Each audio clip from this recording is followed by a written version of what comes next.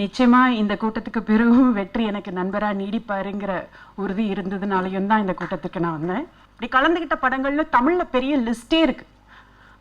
ஆனா அந்த படங்கள்லாம் தனுஷ் தயாரிச்சது இல்லை. இப்போ வெனிஸ்ல ஹொரிசாண்டி செக்ஷன்ல போய் படம் பார்த்தாலும் விசாரணை படம் டாக்குமெண்ட்ரியா கதைப்படமா அப்படிங்கிற அந்த டீட்டெயில் கூட அதுல இருக்காது. தவறான ஒரு தகவலோட விளம்பரத்தோட இதுக்கு முன்னாடி வந்தது வந்து பருத்திவீரன். ஒரு ரேபிஸ்ட, ஒரு கொலை குற்றவாளிய வச்சு அந்த வன்முறைய, அந்த கஸ்டடியல் வயலன்ஸை போலீஸ் செய்யறத காட்டினா நாம அதை கைத்தட்டி பார்ப்போமா, விசிலடிச்சு பார்ப்போமா? இது மொத்தத்திலேயே எனக்கு பச்சாதாபம் தான் வருது. அமைப்பை எந்த இடத்துல அமைப்பு இதை செய்யுது, அமைப்பு இதை செய்யுது, நான் அமைப்பை எங்க கேள்வி கேட்கிறேங்க? இவ்வளவு கண்டிப்பா இதை பேசினு போனதுக்கு அப்புறம் நிறைய பேரை நடிக்க வருவாங்கன்னு நினைக்கிறேன். ஆனாலும் இந்த அவையில சில கேள்விகளை மட்டும் முன் வச்சுட்டு போறதா முடிவு பண்ணியிருக்கேன். இந்த கேள்விகளை நீங்க ஏத்துக்கலாம், நிராகரிக்கலாம். ஆனா பொருட்படுத்தாம போக முடியாதுங்கிறத மட்டும் நான் நம்புறேன். இன்னொரு விஷயம், வெற்றி என்னுடைய நல்ல நண்பர். இது வெற்றியினுடைய திரைப்படம்.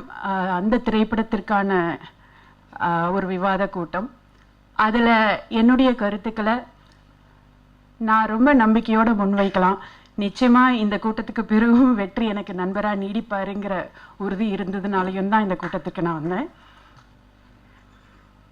விசாரணை என்ன சூழல்ல தமிழ்ல வந்திருக்குன்னா, இன்னைக்கு போலீஸ் ஜவஹர்லால் நேரு பல்கலைக்கழகத்தில் வளாகத்துக்குள்ள போய் மாணவர்களை அடிக்கிறதும், இன்னும் சொல்லப்போனா பட்டியாலா ஹவுஸ் நீதிமன்றத்துக்குள்ளேயே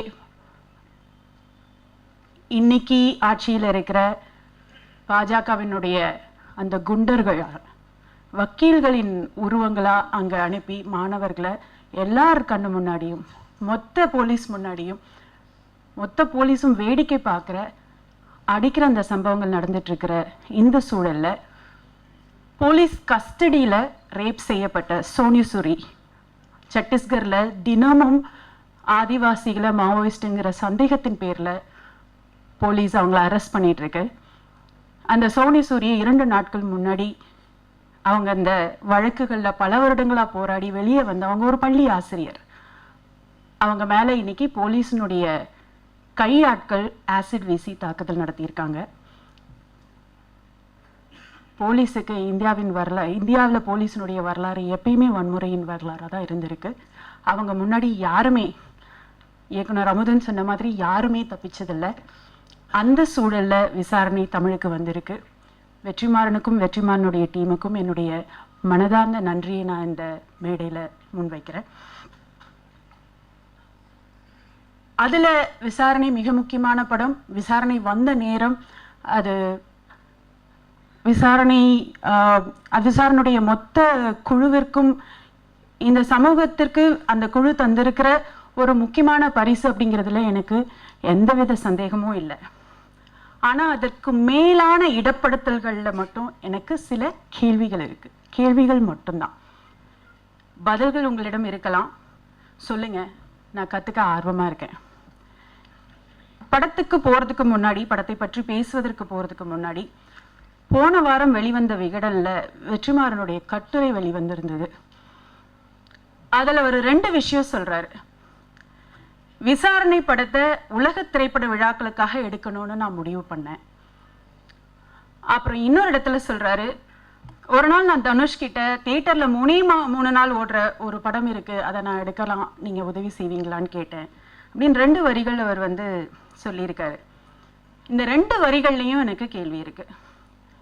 விசாரணைய இன்னைக்கு வழக்கமா வந்திருக்கிற தமிழ் சினிமாவில இருந்து வெளியில பிரிச்சு எடுத்து ஒரு ஆத்தர் சினிமா, ஒரு ஆசிரிய பிரதியா நம்ம இடப்படுத்துறோம். ஆசிரிய பிரதி, அது ஆசிரிய கலைக்குன்னு ஒரு வரலாறு இருக்கு. அந்த வரலாறுல தமிழ் சினிமாவிலிருந்து பிரிச்சு விசாரணையை வைக்கிறோம். விசாரணை எடுத்த இயக்குனர் வெற்றிமாறனையும் அந்த இடத்துல வைக்கிறோம். பெருமையான விஷயம்தான். ஆனா அதுக்குள்ள இருக்கிற சில கேள்விகளை மட்டும் நான் முன்வைக்க விரும்புறேன்.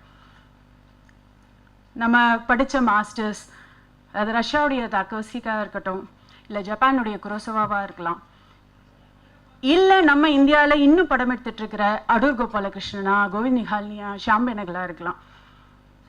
இவங்க யாருமே ஃபிலிம் ஃபெஸ்டிவல்ஸ்க்கு படம் பண்ணணும்னு கிளம்பினதா எந்த பேட்டிலையும் சொன்னதும் இல்லை. அதை அவங்க வந்து ஒத்துக்க போகிறதும் இல்லை. அடூரோட சுயம்பரம் வந்து நான் உலக திரைப்பட சந்தைக்காக எடுக்க போகிறேன்னு அவர் சொல்லி எடுக்கல. ஆனால் அது காணுக்கும் போச்சு. 100 days கேரளாவில் அது தேட்டர்லேயும் ஓடிச்சு. கவிதை, ஒரு கவிதை தான் எழுத முடியும்.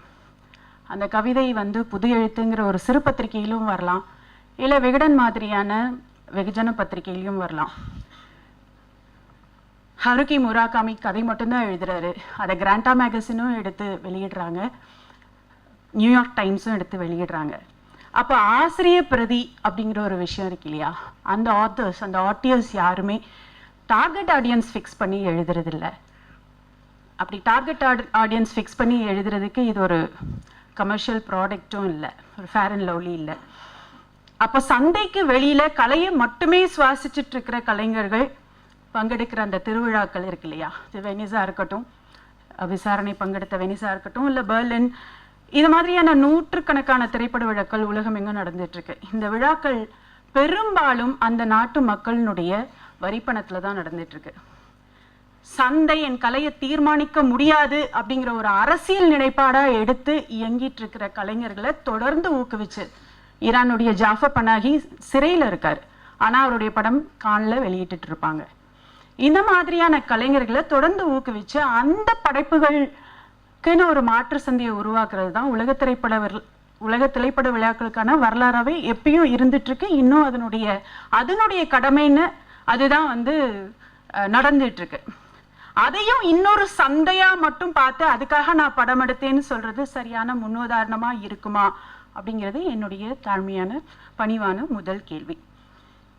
இந்த படம் ஃபிலிம் ஃபெஸ்டிவல்ஸ்க்காக எடுக்கப்பட்ட படம், இந்த படம் ரொம்ப ஸ்லோ, இந்த படம் சிங்கிள் ஸ்கிரீன் ஃபில்ம், இந்த மாதிரியான வரிகள் எல்லாம் நீங்க வந்து பத்திரிகைகளில் பார்த்தீங்கன்னா டிஸ்ட்ரிபியூட்டர்ஸ் கிட்ட காட்டி கொடுக்குற கிரிட்டிக்ஸ் எழுதுகிற வரிகள் தான். இதை ஒரு ஆத்தர் வந்து சொல்லணுமா அப்படிங்கிறது என்னுடைய கேள்வி. இதுக்கும் நான் சி சென்டருக்கு படம் எடுத்தேன், பி சென்டருக்கு படம் எடுத்தேன்னு சொல்கிறதுக்கும் என்ன வித்தியாசம் இருக்குது அப்படிங்கிறதையும் நான் உங்கள் முன்னாடி கேள்வியாக வைக்கிறேன். அப்புறம் வெனிஸ் திரைப்பட விழாவுக்கு வந்து 2000ஆவது ஆண்டு 1999 எடுக்கப்பட்ட மெட்ராஸ் ஐஸ் அப்படிங்கிற ஒரு தமிழ் படம் காம்படிஷன் செக்ஷனில் கலந்துருக்கு. நம்ம நண்பர் இயக்குனர் அருண்மொழி வந்து அந்த படத்தை சேர்ந்து இயக்கி எழுதி நடித்து அந்த படம் வந்து 1999 கம்ப்ளீட் பண்ணி 2000 வந்து அது வெனிஸில் தமிழ் படமாக என்ட்ரி ஆகி காம்படிஷனில் கலந்துருக்கு.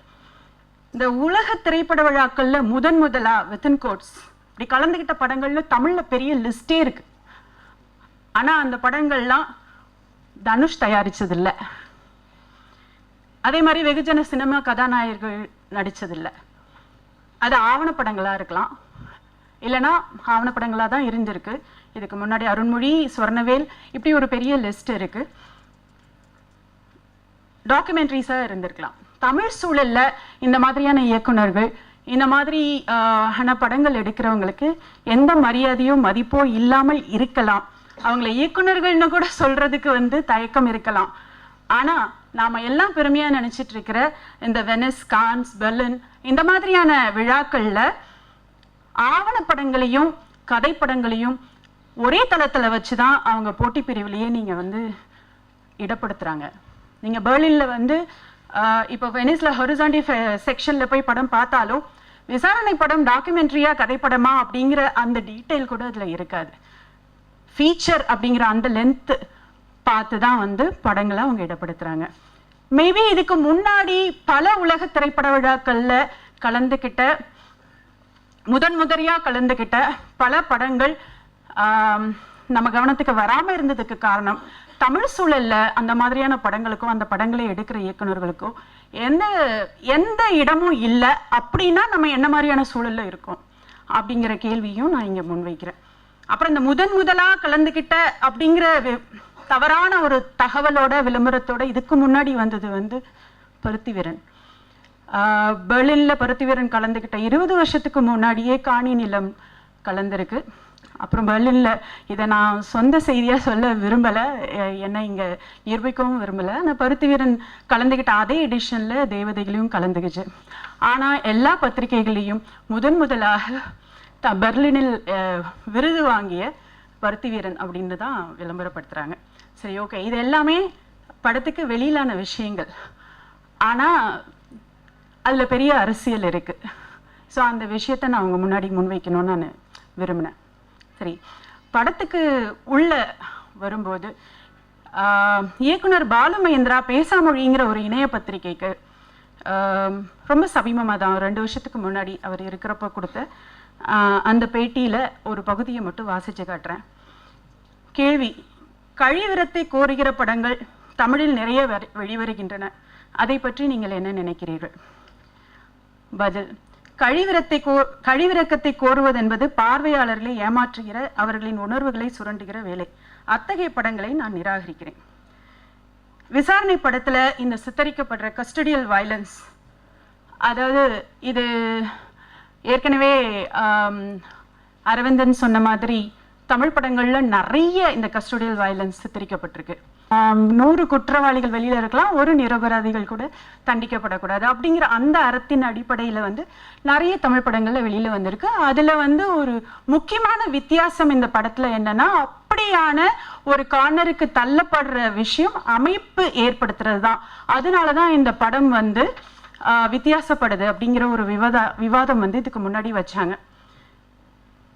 ஏன்னா இதுக்கு முன்னாடியே கடமை, கண்ணியம், கட்டுப்பாடு, காக்கி சட்டை, பிரஹரி எடுக்கிற படங்கள், விஜயகாந்த் எடுக்கிற படங்கள் எல்லாத்துலேயுமே இந்த கஸ்டடியல் வயலன்ஸ் தொடர்ந்து காட்டப்பட்ட விஷயங்கள் தான். சித்திரவதைகளை விதவிதமா பல கோணங்கள்ல நம்ம தொடர்ந்து தமிழ் சினிமால பார்த்துட்டு இருக்கோம். ஒவ்வொரு கதாநாயகனும் ஒரு காப் ஸ்டோரி பண்ணாம அவருடைய கெரியர்ல இருந்து அவர் இன்னும் ரிட்டையர் ஆனதே இல்லை. இப்போ சத்யராஜ் வரைக்கும் எல்லாருமே whatever. ஆனா இதுக்கு முன்னாடி அமுதன் பேசும்போது அந்த ஃபில்மை பற்றி சொன்னார், short film about a killing, கீஸ்லோஸ்கியோட ஒரு படம். அந்த படம் அந்த படத்தை பற்றி பாபுராஜ் ரொம்ப முக்கியமான ஒரு கட்டுரையை tamiltimes.comல எழுதியிருக்காருன்னு நான் நினைக்கிறேன். அந்த படத்தில் ஒரு கேள்வியை அவர் முன்வைக்கிறார், அந்த கட்டுரையிலையும் முன் வச்சாரு, அமுதனும் முன் வைக்கிறாரு, நானும் அதை முன்வைக்கிறேன். அந்த அப்பாவிகளை அவங்க மறத்து போற அளவுக்கு அடிக்கிற அந்த வன்முறையை, அந்த அடியை நாம விசிலடிச்சு பார்க்குறோம், உச்சி கொட்டி பார்க்குறோம், பல உணர்வுகளை வெளிப்படுத்துறோம். ஆனா அதே இடத்துல குற்றவாளிகளை, ஒரு ரேபிஸ்ட, ஒரு கொலை குற்றவாளியை வச்சு அந்த வன்முறையை, அந்த கஸ்டடியல் வயலன்ஸை போலீஸ் செய்யறதை காட்டினா நாம அதை கைத்தட்டி பார்ப்போமா, விசிலடிச்சு பார்ப்போமா? அப்படின்னா அங்க எங்க அமைப்பின் மீதான விமர்சனம் வருது? எந்த இடத்துல நீங்க அமைப்பை கேள்வி கேட்குறீங்க? இது மொத்தத்திலேயே எனக்கு பச்சாதாபம் தான் வருது. அமைப்பை எந்த இடத்துல அமைப்பு இதை செய்யுது, அமைப்பு இதை செய்யுது, நான் அமைப்பை எங்க கேள்வி கேட்குறேங்க? அப்ப அடியை காட்டுறது கலையா, வலியை காட்டுறது கலையா அப்படிங்கிற கேள்வியும் நான் எனக்கு வந்தது, உங்ககிட்டயும் நான் கேட்கிறேன். ஏன்னா எனிதிங் டூ மச் இஸ் போர்னோகிராஃபின்னு சொல்வாரு ஆல்ஃபிரட் ஹிச்காக். இந்த சித்திரவதைகளுக்கு பிறகும் அவங்களை அடிக்க மறத்து போற மாதிரி நமக்கும் மறத்து போகுது. அப்ப அதன் மூலமா அந்த பயம் நம்மளையும் சூழுது. அப்ப நம்ம எங்க அமைப்பை கேள்வி கேட்கிறோம், இயக்குனர் எங்க அந்த அமைப்பை கேள்வி கேட்கிறாரு அப்படிங்கிற ஒரு விஷயம் வருது. அப்புறம் அந்த வெளியில வர்றாங்க, அந்த அமைப்பு பிரச்சனையா இருக்கும் பொழுது நீதிபதி மட்டும் அங்க ரொம்ப நல்லவரா இருக்கிறாரு. ஏன்னா அங்க சமுத்திரக்கனிங்கிற எம்ஜிஆர் வர்றாரு. ஸோ நீதிபதி எப்படி அந்த அமைப்புல இருந்து தப்பிக்கிறாரு? அந்த புத்தகத்துல கூட நீதிபதி என்ன சொல்வாருன்னா, இதை நீ முன்னாடியே 3 வருஷம் தண்டனை அனுபவிச்சிருக்கலாம், நீ அந்த ஒத்துட்டு இருந்திருக்கலாம், இந்த 3 மாசம் 3 வாரம் ஆகுது அப்படிங்கிற அந்த புத்தகத்துல வருது. அந்த புத்தகத்துல வர்றதை கொஞ்சம் லிபர்ட்டி எடுத்து அவர் எம்ஜிஆர் காப்பாத்துறதா அவர் வைக்கிறார். ஆனா அந்த லிபர்ட்டியை 2ஆம் பாகமும் அவர் கண்டினியூ பண்றாரு. ஆனா அந்த லிபர்ட்டியின் மூலமா சிறிதும் ஒட்டாத ஒரு திரைக்கதை தான் 2ஆம் பகுதியில செகண்ட் ஆஃப் முழுக்க வருது. ஏன்னா சமுத்திரக்கனியை எப்பயுமே நல்லவரா நடிக்கிற சமுத்திரக்கனியை நல்லவரா காட்டி ஆகணும், எப்பயுமே கெட்டவரா நடிக்கிற கிஷோரை கெட்டவரா காட்டி ஆகணும். முத்துவேலினுடைய கதை. அப்ப முத்துவேலினுடைய கதையா வரும்பொழுது அது திரும்பவும் உலக திரைப்படங்களுக்காக, உலக திரைப்பட விழாக்களுக்காக எடுக்கப்பட்ட படம். கொஞ்சம் லோக்கலையும் ஓடணும் அப்படிங்கிற ஒரு விஷயத்துக்காக அது நீட்டி முழக்கப்பட்ட கதையாக தான் அந்த செகண்ட் ஆஃப் விரியுது. என் நண்பன் வெற்றிமாறன் இருக்கிற இந்த சபையிலேயே அவருக்கான கேள்விகளை முன்வைக்கிற இந்த வாய்ப்பை கொடுத்த வேடியப்பனுக்கு நன்றி கூறி, சபைக்கும் நன்றி கூறி. எல்லாம் டி ராஜேந்தர். கதை, திரைக்கதை, வசனம், டைரக்ஷன், ஒளிப்பதிவு, பாடல்கள், இசை அதெல்லாம் படிக்க வேண்டியதில்லை அவ்வளோ நேரம். எல்லாம் டி ராஜேந்தர். சத்தியத்தை தான் மீற வேண்டியதானே. அது எல்லாத்துக்கும் பரிகாரம் இருக்குது. எங்கள் சாமி எதை செஞ்சாலும் பரிகாரம் ஏற்றுக்கிறோம். அந்த சனியம் பிடிச்சவன் காசை கொடுத்துட்டு நான் வாங்கிட்டேன். ஆனால் அவனுக்கு ஓட்டு போட விருப்பம் இல்லை. ஏதாவது குத்தங்குறை இருந்தால் மன்னிச்சுக்க, இருந்தா அதில் உனக்கு ஒரு 50 ரூபா உண்டியலில் போட்டேன்னு ஓட்டை நமக்கு போட்டு போயிடுவான்.